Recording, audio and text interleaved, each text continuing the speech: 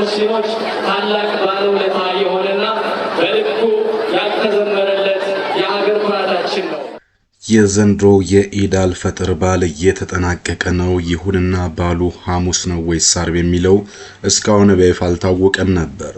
አሁን ከሳውዲ አረቢያ የተሰማው ግን ዕለቱን በይፋ መቼ እንደሚከበር 99% ይፋ አድርጓል። በዝርዝር እንነግራቸዋለን። የኢትዮጵያ የምንጊዜም ወዳጅ የሆኑት ቭላዲሚር ፑቲን ወደ ኢትዮጵያ ደውለዋል። ከዶክተር አብይ አህመድ ጋርም በስልክ ተደዋውለዋል። ከዚህም በዘለለ ሐዘኔታቸውን ለኢትዮጵያ ገልጸዋል። ሌሎች ውይይቶችን ማድረጋቸው ተሰምቷል። በሁለተኝነት የምናየው ጉዳይ ነው። ይህ በእንዲህ እንዳለ ኢትዮጵያ ጠቅላይ ሚኒስትር አብይ አህመድ ጥብቅ ማሳሰቢያ ሰጥተዋል። ማሳሰቢያውን ተከትሎ የሀገር ውስጥ መገናኛ ብዙሃን የተለያዩ ዘገባዎችን እየሰሩ ይገኛሉ። ጉዳዩ ወደፊትም ከዚህ ከፍ አሳሳቢ ሊሆን ይችላል እየተባለ ነው። ምንድነው የጉዳይ የሚለውን እንነግራቸዋለን። አዲስ መረጃዎች ነን። ለጥቂት አብረን እንቆይ። የዘንድሮ የረመዳን ጾም እየተጠናቀቀ ነው። በጣት የሚቆጠሩ ቀናት ብቻ ቀርተውታል። ይሁንና ኢድ ሐሙስ ይውላል ወይስ ዓርብ የሚለው እስካሁን በይፋ አልታወቀም ነበር። ይሁንና የሳውዲ ጠቅላይ ፍርድ ቤት አሁን መግለጫ ሰጥቷል። ሳውዲ አረቢያ ጠቅላይ ፍርድ ቤት በመላው ግዛት የሚገኙ ሙስሊሞችን የሸዋልን ወር ወይም የኢድ አልፈጥር ጨረቃ ሮብ ምሽት መጋቢት 9 ቀን 2018 ዓ.ም ማርች 18 እንዲጠባበቁ ጥሪ ባቀርብም ባሉ ግን ሐሙስ መሆኑ 99% የተረጋገጠ ነው ተብሏል። እንደ ኡሙል ቄራ የቀን አቆጣጠር ረቡዕ መጋቢት 9 የረመዳን ወር 29ኛው ቀን ሲሆን በእለቱ ጀንበር ስትጠልቅ የጨረቃ እይታ እንደሚከናወን ይታወቃል። ረቡዕ ምሽት ጨረቃ ከታየች ሐሙስ መጋቢት 10 ማርች 19 የኢድ አልፈጥር የመጀመሪያ ቀን ይሆናል ተብሏል። ነገር ግን ምናልባት በቀረችው ትንሽ ፐርሰንት ጨረቃ ካልታየች የረመዳን ወር 30 ቀናት ሊሞላው ይችላል። ይህም ኢድ ዓርብ መጋቢት 11 ይውላል ነው የተባለው። ይሁንና ግን ዓርብ የመሆን እድሉ እጅግ በጣም ጠባብ መሆኑ ተሰምቷል። ግን እርግጠኛ ለመሆን ሲባል ሙስሊሙ ማህበረሰብ ሮብን በጉጉት እንዲጠባበቅ ተጠይቋል።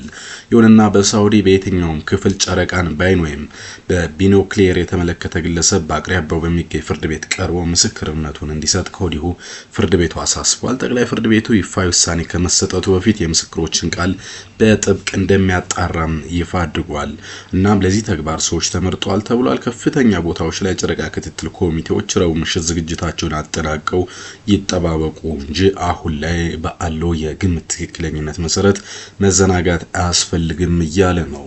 ለማንኛውም ለመለስምና እምነት ተከታዮች እንኳን ከወዲሁ ለታላቁ የኢድ አልፈጥር በዓል በሰላም አደረሳችሁ እንላለን። እናንተ የት አካባቢ ሆናችሁ ነው ይሄንን ቪዲዮ እያያችሁ ያላችሁት? ጾሙ እንዴት ይዟችኋል? ኮሜንት ቦክስ ላይ አጋሩን። እኛ ቭላዲሚር ፑቲን ወደ ኢትዮጵያ ወደ ደወሉበት ምክንያት እንለፍ።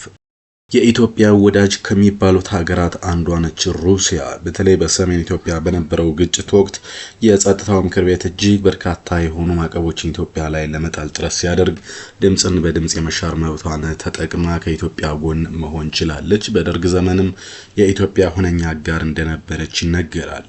ይህ ግንኙነት በፕሬዝዳንት ቭላዲሚር ፑቲን ዘመንም አልተቀየረም። ዛሬ ፕሬዝዳንት ቭላዲሚር ፑቲን ለኢትዮጵያው ጠቅላይ ዶክተር አብይ አህመድ ደውለዋል።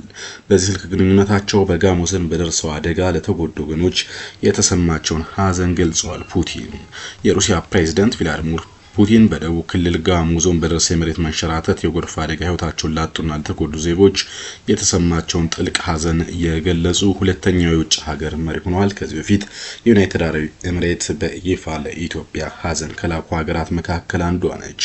ፕሬዝዳንቱ ለኢፌዴሪ ፕሬዝዳንት ታዬ አጽቀሥላሴና ለጠቅላይ ሚኒስትር አብይ አህመድ ልከዋል የሐዘን መልእክት። በአደጋው ሳቢያ ለተጎዱ ወገኖች ያላቸውን አጋርነትን ገልጸዋል። በመሬት መንሸራተቱ ህይወታቸውን ላጡ ወገኖች ቤተሰቦች፣ ወዳጅ ዘመዶች መጽናናትን የተመኙት ፕሬዝዳንት ፑቲን አደጋ ያስከተለውን ጉዳት ተከትሎም የሩሲያ መንግስት ከኢትዮጵያ ጎን ቆሟል ብለዋል። በመሬት መንሸራተት ህይወታቸውን ላጡ ወገኖች ቤተሰብ፣ ዘመዶች መጽናናትን ተመኝተዋል። ፕሬዝዳንት ፑቲን ጉዳት የደረሰባቸው ዜጎችን በፍጥነት እንዲያገግሙ ያላቸውን መልካም ምኞት አስተላልፈዋል። በነገራችን ላይ ፑቲን ያለ ቆፍጣና መሪ እንደሆነ ይታወቃል። ከዚህም በዘለለ ደግሞ የዋህ ርኅሩህና አማኝ ናቸው። የጥምቀትን ጨምሮ በተለያየ በዓል በሙሉ በማርያም ስም የሚምሉና ለማርያምም ልዩ ፍቅር ያላቸው ፕሬዝዳንት እንደሆኑ በይፋ የሚታወቅ ጉዳይ ነው። ከዶክተር አብይ ጋር ካደረጉት ውይይት ማለት ነው ይሄ ደብዳቤ ከመጣ ከደቂቃዎች በኋላ ዳግም የስልክ ውይይት አድርገዋል ከዶክተር አብይ ጋር። ዶክተር አብይ በፌስቡክ ገጻቸው ላይ ከፑቲን ጋር መወያየታቸውን ገልጸዋል። ይሁንና በዝርዝር ስለተወያዩባቸው ነገሮች ግን ይፋ አልተደረገም። አንደኛው ያው እንደሚታወቀው የሀዘን፣ ሁለተኛው ምናልባት ሊሆን የሚችለው በመካከለኛው ምስራቅ ያለው ውጥረት ስለሚፈታበት ጉዳይና አጠቃላይ በኢትዮጵያ በአሁንም ድረስ በሰሜኑ አካባቢ ያለውን ውጥረትና ሌሎች በጋራ መስራት የሚቻልባቸው መስኮች ላይ ውይይት እንዳደረጉ የተለያዩ ማህበራዊ ሚዲያ መገናኛ ብዙሃን በስፋት እየዘገቡ ይገኛሉ። ይሁንና እንግዲህ የኢትዮጵያ ጋር ወዳጅና በክፉ ቀን የማትለየው ሩሲያ አሁንም በጋሞ ዞን በደረሰው አደጋ ሀዘናቸውን ገልጿል። ዶክተር አብይ አህመድም ከቀናት በፊት ወደዛ ወደ ስፍራው አቅንተው ማለት ነው ወደ ጋሞ ዞን በእንባ ታጅበው ጭምር ጉዳት የደረሰባቸውን ሰዎች ሲያጽናኑ ተመልክተናል። ይሁንና ይህ ችግር አሁንም ክረምት እየመጣ በመሆኑ በሀዘን ብቻ ሳይሆን ቋሚ ስራ በመስራት ነው ሊፈታ የሚገባ የሚለው ሀሳብ በስፋት እየተነሳ የሚገኝ ጉዳይ ነው። ሌላኛው እንግዲህ ሶስተኛው ጉዳያችን በዛሬው ዕለት ጠቅላይ ሚኒስትር አብይ አህመድ የሰጡትን ጥብቅ ማሳሰቢያ ይመለከታል። የኢራን አሜሪካና እስራኤል ጦርነት ቀኑ እየገፋ ነው። በቀላሉ እናሸንፋታለን ያሏት ኢራን እጅግ አስከፊ ሀገር ሆና በአሜሪካና እስራኤል ላይ የከፋ ድብደባ አድርሳለች። በዩናይትድ አረብ ኤሚሬትስ፣ ዱባይ፣ በኳታር፣ በሳውዲ አረቢያ፣ በባህሬን ጨምሮ በተለያዩ ሀገራት በአዘርባይጃን የተለያዩ ሀገራት ላይ ድብደባ አድርጋለች። አሁንም አቅሟ እየፈረጠመ የአየር መከላከያ ስርዓቷን እያገኘች ነው የምትገኘው። እስራኤልና አሜሪካ ግን በ3 ቀናት ወይ በአንድ ቀን ውስጥ ውጊያ ይጠናቀቃል ብለው መግለጫ ሰጥተው ነበር። የኢራን ህዝብም ያገኘውን አጋጣሚ ለመጠቀምና መንግስትን ለማውረድ ወደ አደባባይ ይውጣ የሚል መልእክት አስተላልፈው እንደነበረ የሚታወቅ ነው። በዚህ ጦርነት ውስጥ ዶክተር አብይ አህመድ እንግዲህ ከመካከለኛው ምስራቅ ሀገራት ጎን ቆመዋል። በዩናይትድ አረብ ኤሚሬትስ ድረስ በመሄድ የአጋርነታቸውን ያሳዩ የመጀመሪያው የዓለም መሪ መሆን ችለው ነበረ። ምክንያቱም ከመካከለኛው ምስራቅ በርካታ ነገሮች ነው የምናገኘው።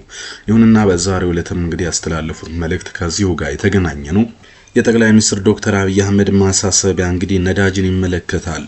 በመካከለኛው ምስራቅ በተፈጠረው ቀውስ የተነሳ ነዳጅ ገዝተው የሚጠቀሙ ሀገሮች እንደ ልብ ለማግኘት ተቸግረዋል ብለዋል ጠቅላይ ሚኒስትር አብይ አህመድ። በመሆኑም ችግሩ እስኪፈታና ወደ መደበኛ ነዳጅ አቅርቦት ስርዓት እስኪመለስ ድረስ ነዳጅን በቁጠባና ለመሰረታዊ ነገሮች ቅድሚያ በመስጠት መጠቀም ይኖርብናል ሲሉ በጥብቅ አሳስበዋል። በመሆኑም የነዳጅ አከፋፋዮች፣ ማደያዎችና ተጠቃሚዎች ነዳጅን በቁጠባ ለመሰረታዊ ነገሮች ቅድሚያ በመስጠት ሁላችንም በኃላፊነት ስሜት እንድንጠቀም ለማሳሰብ ወዳለው ብለዋል። ኢትዮጵያ ከፍተኛ የሆነ የነዳጅ እጥረት እያጋጠማት ነው። ከሰሞኑ በአዲስ አበባ ጨምሮ በተለያዩ ቦታዎች ሰልፎች ሲታዩ እንደነበረ የምናስታውሰው ጉዳይ ነው። ከዚህ ሰልፍም ባለፈ ደግሞ የእንግዲህ ትናንትናው ዕለት የነዳጅ በሚሰሩ መኪኖች ላይ የታሪፍ ማሻሻያ ተደርጓል። ከ10 ብር እስከ 20 ብር ድረስ የሚደርስ የነዳጅ ጭማሪ ተደርጓል። ታክሲ ይህም እንግዲህ ኑሮ ውድነት ፈተና ለሆነበት ማህበረሰብ ተጨማሪ ፈተናን የሚያከብድ ነው ተብሎ ሀሳቦች ሲነሱ ነበር። ዶክተር አብይ አህመድ ግን ለዚህ መካከለኛው ምስራቅ ያለውን ጦርነት ተጠያቂ አድርገዋል። በእርግጥ ኢትዮጵያ ነዳጅ ገዝታ የምትጠቀም ሀገር ነች። ከጅቡቲ ድረስ ታጓጉዛለች እና በእንዲህ አይነት ጊዜ መጠባበቂያ ወይም ደግሞ ስትራቴጂክ የሆነ ዲፖ እንዳላት ኢትዮጵያ ይታወቃል። በእርግጥ እሱ ላይ ያለው ክምችትም በአሁኑ ጊዜ ምን ደረጃ ላይ ነው ያለው የሚለውን በይፋ ለማወቅ ያስቸግራል። ይሁንና ጦርነቱ በአሁኑ ቀጥሏል። ኢራን ደግሞ አስከፊው ነገር እንግዲህ የሆርሙዝ ሰርጥን በይፋ ዘግተዋለች። አሜሪካ ማስከፈት አልቻለችም። አሜሪካ እንግዲህ የሆርሙዝ ሰርጥ ከፍተኛ ነዳጅ እየተላለፈበት ነው የሚገኘው። የመዘጋቱ ምክንያት ነዳጅና ዳቦ እየጨመረ ነው የሚገኘው። አሜሪካም የሆርሙዝ ሰርጥን ለማስከፈት ሀገራት ትብብር እንዲያደርጉ ጠይቃለች። ይሁንና እንደ ጃፓንና አውስትራሊያ ያሉ ሀገራት በይፋ ፈቃደኛ አይደሉም ተብሏል። በዛ የሚያልፉ ሀገራት ግን ኢራን ለፈቀደቻቸው ዜጎች ብቻና ሀገራት ብቻ እንዲያልፉ እየፈቀደች የአሜሪካን የእስራኤልና አጋሮቿን መርከቦች ግን በዛ እንዳያልፉ በጥብቅ ቁጥጥር ስር ዘግተዋለች። እንግዲህ ኢራን ደካማ ነች፣ በቀላሉ እናጠቃታለን ብለው አስበው የጀመሩት ጦርነት እንደሆነ አንዱ ማሳያ ነው። የኢራን ህዝብ ደግሞ አመጽ ላይ በነበረበት ወቅት እንግዲህ በቀጥታ ወደ አደባባይ ወጥቶ የአያቶላህ አሊ ኻሜኒ ስርዓት ይቀየራል ተብሎ ነበር። ይሁንና አያቶላህ አሊ ኻሜኒ ተገድለው የመከላከያ ሚኒስትሩን ተጨምሮ የሪቮሉሽነሪ ጋርዱ ኃላፊም ተገድሎም ቢሆን የኢራናውያን ግን በጽናት እየተፋለሙ ዓለምን ማስደነቃቸውን ቀጥለዋል። የሆርሙዝ ሰርጥንም ጸጥ ለጥ አድርገው መዝጋታቸው የነዳጅ እጥረት በኢትዮጵያና ነዳጅን ገዝተው በሚጠቀሙ ሀገራት ላይ የደረሰ ነው። በኩባም ተመሳሳይ ኬዝ መከሰቱን ተከትሎ በንፋስና በፀሐይ የሚሰሩ ቴክኖሎጂዎችን ወደ ስራ ለማስገባት ከፍተኛ ጥረት እየተደረገ ነው ተብሏል። የኢትዮጵያ ጠቅላይ ሚኒስትር ዶክተር አብይ አህመድ ግን ሁኔታዎች እስኪስተካከሉ ድረስ እባካችሁ ነዳጅን በቁጠባ ተጠቀሙ ብለዋል። ቢቢሲን ጨምሮ የተለያዩ መገናኛ ብዙሃን ነዳጅን በቁጠባ እንዴት መጠቀም እንደሚያስችል እያሳዩ ነው። መኪና ላይ ያለ ክብደት ጭነትን መቀነስ፣ ከጓደኛ ጋር ተሳፍሮ መሄድ፣ መኪና ከመንዳት ይልቅ በህዝብ መኪና መሄድ የሚሉና መሰል ሐሳቦችን ቢያነሳ ምን ያህል ያስኬዳሉ የሚለው ጉዳይ አንዱ ነው። ከዛ ውጭ ግን ደግሞ በተለያየ መስመር ከመሄድ በአንድ ጉዞ ጉዳይን ጨርሶ ወደ ቤት መግባት የሚሉና መሰል ሐሳቦች እየተሰራጩ ነው። ለማንኛውም የመካከለኛው ምስራቅ ጉዳይ ውጥረት መብዛቱን ተከትሎ ዶክተር አብይ ለሀገራቸው ዝም ማሳሰቢያ ሰጥተዋል። ክቡራትና ክቡራን አዲስ መረጃ ቤተሰቦች ላነሳሁላችሁ 3 ጉዳዮች እነዚህን ይመስሉ ነበር። በሌላ ጉዳይ መለሳለሁ። እስከዛው ቻው ቻው።